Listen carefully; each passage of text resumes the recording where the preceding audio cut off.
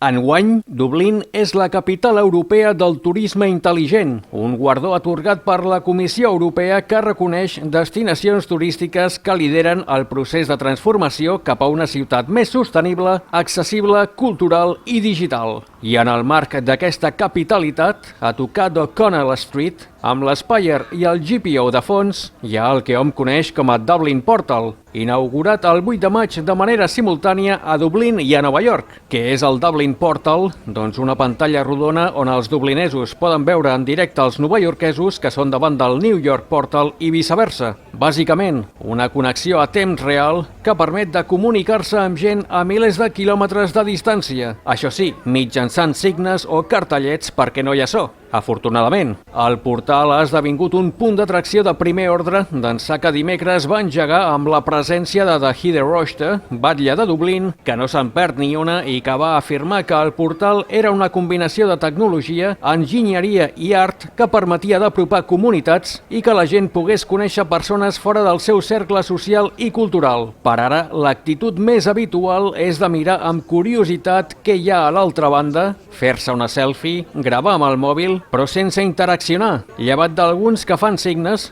com un cor, o una salutació movent la mà, esperant una resposta lògica a fi de confirmar que sí, que allò és de debò i en directe. El portal funciona durant les 24 hores del dia i és per això que a certes hores, quan no hi ha gaire gent, n'hi ha que fan bretolades com ensenyar el cul als novaiorquesos o seure davant de la pantalla, fet que, de tant en tant, obliga la Garda a posar una mica d'ordre. I darrere de la pantalla hi ha una petita explicació sobre la iniciativa en anglès i en gaèlic. De fet, el conjunt entre el portal i l'Spire sembla una armadura amb escut i llança. Qui no sembla gaire interessat en el tema és James Joyce, que mira fixament cap a una altra banda, i és que ell era un admirador empadreït de Dublín i probablement Nova York no li fa prou el pes.